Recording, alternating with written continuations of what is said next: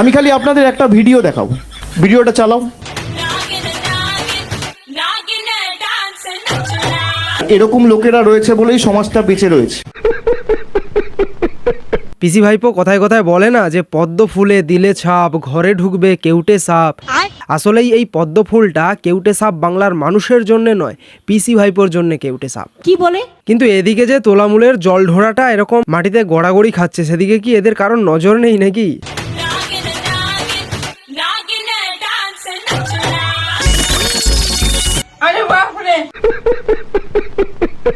ভাই, আমাদের কলকাতার মেয়র ফিরহাদ হাকিম তিনি কোনো এক সময় বলেছিলেন, इंशाअल्लाह ताला एक दिन ऐसे होगा जब बंगाल के आधे पॉपुलेशन वो भी उर्दू बोलेंगे और उर्दू शेर शायरी सुनेंगे। यहाँ की जनता उर्दू नहीं बंगला बोलेगी और कोई भी माई का लाल बंगाल की संस्कृति के साथ खिलवाड़ नहीं कर सकता। ওপিসি, এ তো দেখছি যোগীজি তোমার মেয়রের স্বপ্ন ভঙ্গ করে দিচ্ছে। তিনি বলছেন যে বাংলার মানুষেরা উর্দুতে নয় বাংলাতেই কথা বলবে। बंगाल में बंगाली ही बोली जाएगी। एक कठमुल्लापन की संस्कृति यहाँ नहीं चलने दी जाएगी। লজ্জা লজ্জা লজ্জা। গ্রামে ঢুকতেই তৃণমূল প্রার্থীকে ঝাঁটা নিয়ে তারা গ্রামের মহিলাদের, ছবিটা দেখুন। আরে পিসিমণি, এ কি দেখছি? এ তো দেখছি আপনার দেখানো পথেই আপনার প্রার্থীকে ঝাঁটা নিয়ে তাড়া করছেন গ্রামের মানুষেরা, সাধারণ মহিলারা। গ্রামে ঢুকতেই তৃণমূল প্রার্থীকে ঝাঁটা নিয়ে তারা গ্রামের মহিলাদের, হাস্যকর একটা জিনিস। হ্যাঁ, এটা সত্যিই হাস্যকর। আর হাস্যকর এই জন্যেই যেখানে পিসিমণি নিজেই বলে দিয়েছেন যে বিজেপির প্রার্থী দেখলে ঝাঁটা নিয়ে তাড়া করো, সেখানে উল্টো ঘটনা ঘটছে। তোলামূলের চোরদেরকেই সাধারণ মানুষেরা, সাধারণ মহিলারা ঝাঁটা নিয়ে তাড়া করছে। ভাবা যায়। আচ্ছা রচনা দিদি, তুমি বলো তো, এই হাস্যকর বিষয়টাকে নিয়ে তোমার কাছে কোনো উত্তর আছে? সেই হাস্যকর জিনিসের এই মন্তব্যের আমার কাছে কোনো উত্তর নেই। আচ্ছা রচনাদি, একটা কথা বলো তো, তুমি তো লোকসভা ভোটে জিতে গেলে প্রার্থী হয়ে, কিন্তু এবারে যারা বিধানসভা ভোটে তোমার প্রার্থী হয়েছে, তোমার দলের প্রার্থী হয়েছে, তাদের জন্য কি বলবে? কিছু কিছু কি বলবে? তো আমার কাছে এখন একটাই লক্ষ্য, একটাই জিনিস আমার মাথায় ঘুরছে যে আমাকে 1 মাস পরিশ্রম করতে হবে, খাটতে হবে, আমার প্রার্থীদেরকে আমার জেতাতে হবে। ও আচ্ছা, 1 মাস পরিশ্রম করবে, 1 মাস পরিশ্রম করবে যাতে তোমার প্রার্থীগুলো জিতে যায়, তার জন্যে। বাকি তারপর সাধারণ মানুষের কি হলো গেল তাতে তোমাদের আর কিছু যায় আসে না, তাই না? মহা মুশকিল ভাই। যদি আইএসএবি ভোট দেয় ধরা পড়ে, তার কিন্তু লক্ষ্মী ভান্ডারটা চিকিয়ে মারবো, বন্ধ করে দেবো। লক্ষ্মী ভান্ডার বন্ধ হবে, চাল বন্ধ হবে, হিসাব বন্ধু, যা যা সুযোগ সুবিধে সরকারি সুযোগ তার কিন্তু বন্ধ হয়ে যাবে। পরিষ্কার কথা। এই নেতার কথা শুনে মনে হচ্ছে যে এই নেতা তার নিজের বাবার সম্পত্তি বিক্রি করে এই লক্ষ্মীর ভাণ্ডারের টাকা দিচ্ছে, রেশনের চাল দিচ্ছে, কৃষক বন্ধুর টাকা দিচ্ছে, সরকারি যত সমস্ত সুযোগ সুবিধা রয়েছে সেগুলো এ তার নিজের পৈতৃক সম্পত্তি বিক্রি করেই দিচ্ছে। না তা নয় নাকি? না তা যদি না হয় কি করে বলতে পারে যে বন্ধ করে দেব, একদম চিপে মেরে দেব, মানে চিপে একদম লক্ষ্মীর ভাণ্ডার বন্ধ করে দেব? যদি আইএসএবি ভোট দেয় ধরা পড়ে, তার কিন্তু লক্ষ্মী ভান্ডারটা চিকিয়ে মারবো, বন্ধ করে দেবো।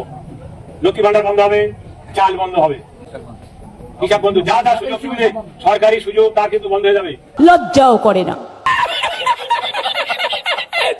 ভাই, তোলামূলের দুর্নীতিবাজ ডাকাতগুলো, চোরগুলো যেগুলো একদম পচে গেছে, গলে গেছে, এগুলো তো সাধারণ মানুষকে শাসাচ্ছে, তার উপর বিরোধী প্রার্থী যারা রয়েছে তাদেরকেও শাসাচ্ছে। এখন আবার যারা প্রশাসনিক আধিকারিক তাদেরকেও ছেড়ে কথা বলছে না, থানার ওসিকে হুমকি দিচ্ছে। থানার ওসিকেও বলবো, যদি আপনি মনে করেন নির্বাচন কমিশনের কথায় অভ্যাস করবেন, নাকে সরষের তেল দিয়ে ঘুমাবেন, 1 মাস পেরোনোর পর এই বাংলা আমাদের হাতে থাকবে, তখন আপনার পোস্টিং কোথায় থাকবে, আপনি কোথায় যাবেন, কোথায় থাকবেন, সেটা কিন্তু আপনাকে ঠিক করে দিতে হবে। কানের গোড়ায় 2টো দিলে একদম ঠিক হয়ে যাবে। এখানেও মনে রাখবেন, আমি কিন্তু একটা ব্রিজ করে দিচ্ছি, জানেন তো, 1100 কোটি টাকা খরচ করে। কালনা থেকে শান্তিপুর 15 মিনিটে পৌঁছে যাবেন।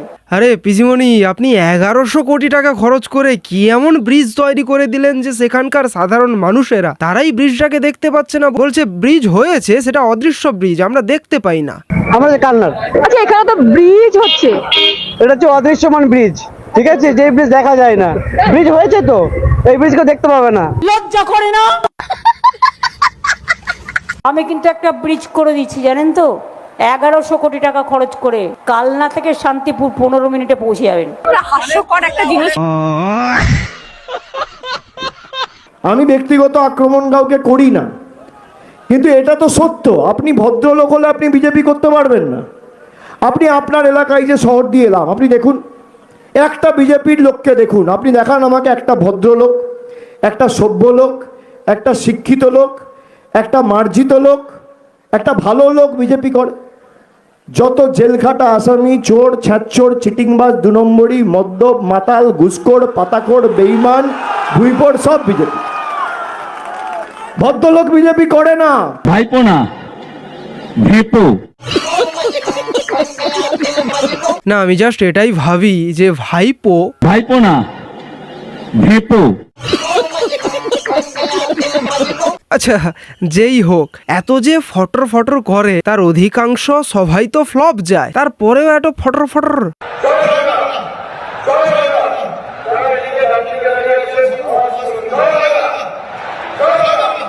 লজ্জা লজ্জা লজ্জা। আজকে সেখানে দাঁড়িয়ে বড় বড় ভাষণ আর বাজার গরম করা। 4 তারিখ রবীন্দ্রসঙ্গীত বাজবে, তার সাথে যারা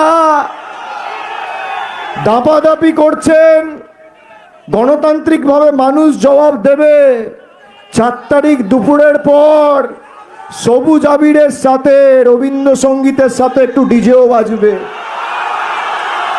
4 তারিখ রবীন্দ্রসঙ্গীতও বাজবে, 4 তারিখ ডিজেও বাজবে, কিন্তু 4 তারিখের পর ইডি আর সিবিআই কিছু জনের পেছনটাও বাজিয়ে দেবে ভালো করে। এখন ভোটের সময় দেখে দেখে খাবেন। আপনারা যদি আমার কথা জিজ্ঞেস করেন, আমি বাইরে 1 কাপ চাও খাই না। আমি চা খাই একবার, সকালবেলায় ঘরে খাই। আমার বাইরে খাওয়ার অভ্যাস নাই। আর আমার একটা সুবিধা আছে, আমি 20 বছর ভাত রুটি কিছুই খাই না। শুধু পিসিমণিই কেন, তৃণমূলের কোনো নেতারই ভাত রুটি খাওয়ার কোনো প্রয়োজন নেই, কারণ গত 15 বছরে যে পরিমাণ ইট, বালি, কয়লা, ঘর, গুঘর খেয়েছে, তাতে আর ভাত রুটি খাওয়ার কোনো প্রয়োজন হয় না। না, এত মিথ্যে কথা, বাপ রে বাপ। ভোটটা তৃণমূলকে দেবেন, জোড়া ফুলকে দেবেন না, জোড়া ফুলকে দেবেন না, জোড়া ফুলকে দেবেন না, জোড়া ফুলকে দেবেন না। ये बड़ी अच्छी बात कही आप। যাই হোক, মোটামুটি ভোটকে আর খুব বেশি দেরি নেই, ওই মোটামুটি 9 থেকে 10 দিন বাকি রয়েছে। আজকে 13 তারিখ, 23 তারিখেই ভোট রয়েছে। সো ভোটটা একটু দেখে দেবেন আর কি, যাতে করে বাংলার মানুষেরা, বাঙালিরা বাংলাতেই কথাটা বলতে পারে ভবিষ্যতে। যাই হোক, আজকের ভিডিওটা এখানেই শেষ করছি, দেখা হচ্ছে নেক্সট ভিডিওতে। জয় হিন্দ।